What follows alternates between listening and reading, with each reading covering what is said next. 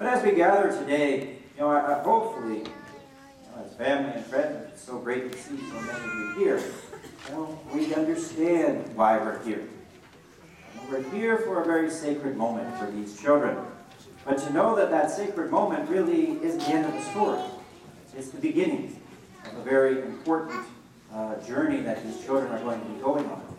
And as we recognize that they're beginning this journey, how are they going to do it?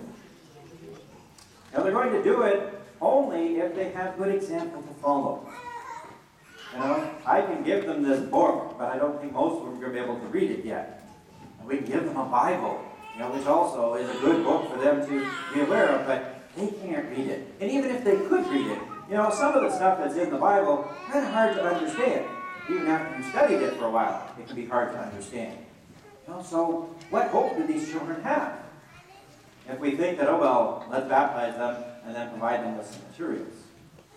And what they really need is all of you.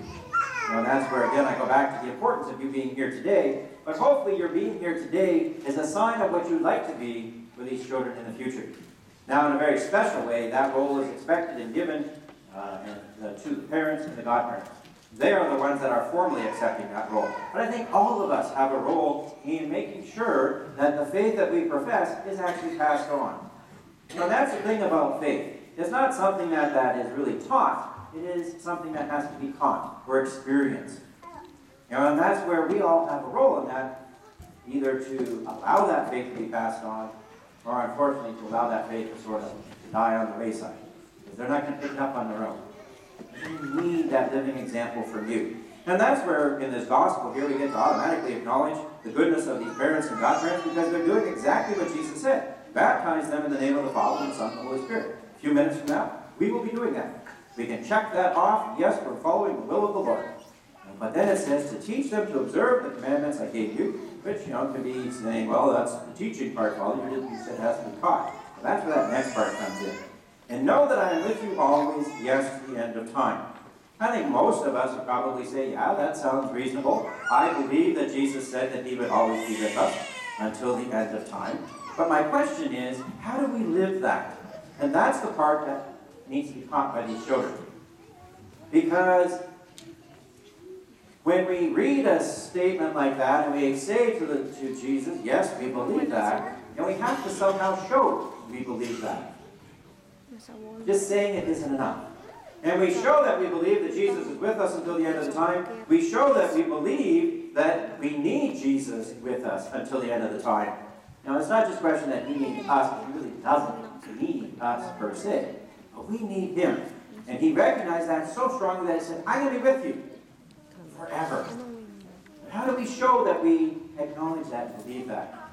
Well, that's where our prayer life becomes a way that we show that. Now, is our prayer life a regular part of what we do? Prayer, what's another way of saying that? It's a conversation with God. Now, we need to regularly have that conversation with God. At the baptismal prep, I was talking about the relationship between spouses or a significant other.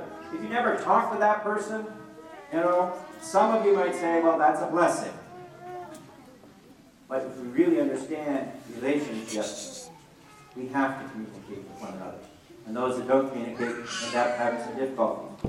Well, the same is true with God. We need to communicate with him. He wants us to communicate with him. So we need to make prayer a regular part of our lives. Not just whenever we're in crises, not just whenever we happen to remember, but each and every day. And we need to make life in the church a regular part of who we are. Because it's on this altar that bread and wine get turned into his body and blood. What better way to become like Jesus than to actually receive Jesus? You can't get the body and blood of Christ anyplace else other than through Mass. And so when we aren't regularly participating in that, we're saying, okay, Jesus, yeah, you said you're there, but we're not really wanting to participate in you being there all the time. The words and language that we use, the attitudes that we have. Are we caring, compassion, and understanding people with one another? Are we getting caught up in what the world says that I'm the only one that's important? It's only important what I want and what I need, and everybody else doesn't have. I can say what I want about my neighbor because they're idiots anyhow. That's not a Christian attitude. I don't have to forgive the people around me because they wronged me. Maybe they did. That's not what Jesus proclaimed. And it doesn't mean that being a Christian, being a Catholic is an easy thing. It's a challenge. But we know that Jesus said he'd be with us until the end of time. Are we willing to accept that and to show that he is truly present in this world? That needs to be experienced through our behavior, through our words, through our practices. And that's important on the world stage, but it's especially important for these children that are going to be baptized today. Because where else are they going to learn the love of Jesus? Where else are they going to learn how to be forgiving? Where else are they going to learn to be compassionate and all those other things that I was speaking of? Now, if you look at TV and the media out there, they're going to get a lot of it through that. If you look around, they aren't perhaps going to get a lot of that. But where should they get it and could they get it? Through you. Which you could say, "Whoa, gee, do I have to do that?" Yeah, you do. That's what it means to be a disciple of Jesus. To pick up his example of love and carry it forward, which means there's sacrifice. But really what it means is there's privilege there. As parents and godparents, you are very privileged to be able to pass on Jesus to these young children. Pass on in a way that nobody else can. Because these children, if we understand how things work right, look up to you, trust you, turn to you, depend on you. In so many ways right now, especially the younger ones, we talk about this baptismal prep. They need to be fed, they need to be changed, they need to do all those things. And you're providing that for them. And through that, they learn that you are the ones to give them answers. You are the ones to point them in good directions. That's what they're looking for from you. And you know the way. Jesus is the way, the truth, and the life. That's what they're looking for from you.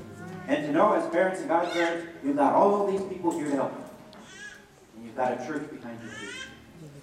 And the fortunate part is, sometimes we listen too much to the world that says you don't need any of that stuff. And that's why I think some of our world is in the state that it's in. Let these children, through your example, be part of that group that's going to make a change in this world.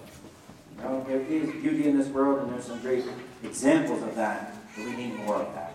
And that's what these children are being baptized into, the hope and promise that's there, both today and tomorrow. And so it's part of our prayer that they will come to understand that, they will come to live that, and bring that to others in particular. As parents and godparents, that is your responsibility and